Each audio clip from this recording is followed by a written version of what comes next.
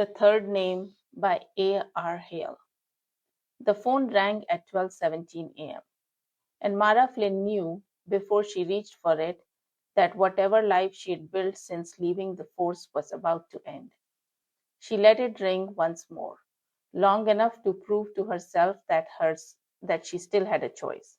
Then she answered, "Flynn?" Silence. Not the empty kind, the listening kind. Then a man spoke, calm, measured, as if he had nowhere else to be. "You left something behind." Mara sat up on the couch, bare feet on cold wood, the city breathing outside her window. "You've got the wrong number." "No," the man said. "South Station. Locker 24. Red backpack." Her jaw tightened. "I wasn't there." A pause. No hesitation. Confirmation. "You were," he said. 5 minutes. The line went dead. Mara stared at the phone until the screen went black. Then she stood, pulled on boots, and left without turning on a single light. Boston at night doesn't sleep, it watches. Brick buildings, hunched like old men with long memories. Streets slick with leftover rain, reflected traffic signals that meant nothing this late. She drove fast, but not reckless. Reckless got noticed. Leo Vargas opened his door on the first knock. "Tell me someone has died," he said. "Not yet," Mara said, "but they will." He grabbed his jacket. "That usually includes us." They drove in silence until Leo spoke again. "You want to tell me why South Station just crawled out of your past?" "I didn't leave anything there," Mara said. "That's not the answer." "No," she agreed. "It's a warning." The garage beneath the station smelled like damp concrete and old oil. Their footsteps echoed, too loud, too clean. Locker 24 waited at the far wall like it had been expecting them. Inside the red backpack and a phone. It rang. Leo answered, "Yeah." "I'm impressed," the man said. "Most people don't come." "What do you want?" Leo asked. "A choice."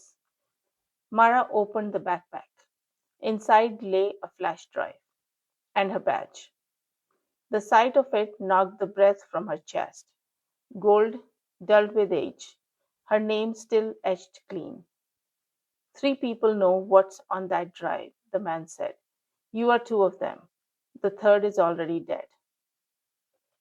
The call ended. Leo looked at her. "You said you were done." "I was," Mara said, clipping the badge to her belt. It felt heavier than it should have. Someone else wasn't. They didn't go home. They drove until the city thinned into water and dark, then stopped at a diner that smelled like burnt coffee and old grease. The kind of place that doesn't ask questions because it had enough of its own. Mara slid the flash drive across the table. Leo hesitated. "Once I see this." "You already are," she said. He plugged it in. The names filled the screen. Dates, deposits, transfers that didn't belong in clean books. He leaned back slowly. "This is internal," he said. It was. "It ties cops to disappearances." "And payouts," Mara said. "And fires. And closed cases that never were." Leo swallowed. "You were the third name." Mara didn't correct him. The bell over the door chimed. A man entered. Average height, neutral face, someone you'd forget even while looking at him. He ordered coffee. Then he sat with them. "You shouldn't have opened that," he said. Leo froze. Mara didn't. "You're early." "I'm efficient." "You killed for it," Leo said. The man smiled. "I cleaned up." The lights went out. The diner exploded into sound. Chairs scraping, someone screaming, glass breaking. Mara grabbed Leo's arm and ran. A shot cracked behind them. They burst into the street and didn't stop until the harbor air burned their lungs. "You were right," Leo said. "This is a cleanup." "Yes." Mara said, and we are the mess. They hid in a building scheduled for demolition, a place no one cared about anymore, the kind of place truth ends up. Mara called the only number she still remembered. Captain Helen Ward answered. You should be dead. Working on it, Mara said. You buried a case. Silence stretched thin. You buried people with it. Ward exhaled. Where are you? Still here. Of course you are. The silence grew louder. They traced the call, Leo said. Then we move, Mara said one last time. They stopped on the bridge as dawn bled into the sky. The water below marked moved dark and patient.